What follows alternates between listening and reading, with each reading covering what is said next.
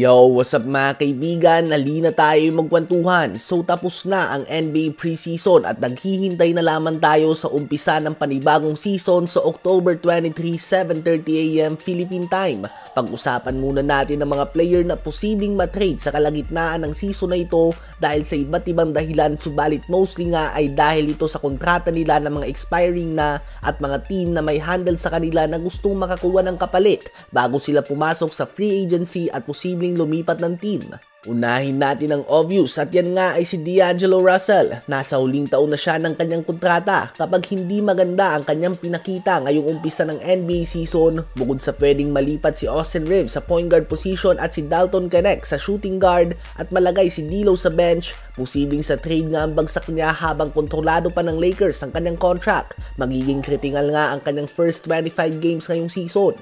Sunod ay si Zach LaVine. Kumonti ang interest ng mga team sa kanya noong off-season dahil nanggaling pa lamang ito sa injury sa tuhod. Ganun pa man matapos ang kanyang solid preseason performance kung saan multiple games na nagtala siya ng more than 20 points, muling umangat ang interest sa kanya ng mga teams. Nag-aalangan lang nga mga team dahil sa 3 years 138 million na natitirang sahod sa kanyang kontrata na sa mata nga ng iba ay masyadong mataas para sa isang player na bugbog na sa injury. Sunod naman ay si Kyle Kuzma, isang player na tila ba naliligaw sa ngayon. Alanganin ang edad niya para sa rebuilding team ng Washington Wizards. Hindi din siya talented enough para maging number 1 or number 2 option ng isang playoff contender. Subalit ayaw niya din na maging number 3 option sa isang playoff team, dahilan kung bakit umayaw siya sa Dallas Mavericks trade last season. Sa ngayon ay wala pang patutunguhan ng Washington Wizards, subalit wala din interes si Kuzma na umalis dito, so tricky situation nga ito mga kaibigan.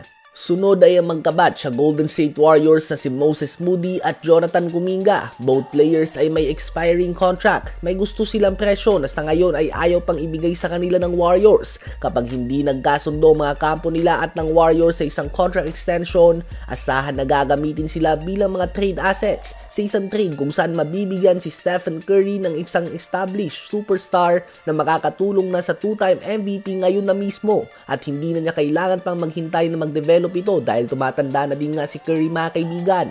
Isa pa ay si Brandon Ingram na nagkaroon ng decline last season after having a almost all-star year at nasa kanyang expiring contract na. Mas invested na din ng New Orleans Pelicans kay Herb Jones at Trey Murphy na pareho niyang kaposisyon, habang si Trae Young naman ay matunog din nga ang pangalan sa trade rumors dahil patungo na din nga sa rebuild mode ang Atlanta Hawks at pinakawalan na din nga nila si DeJounte Murray.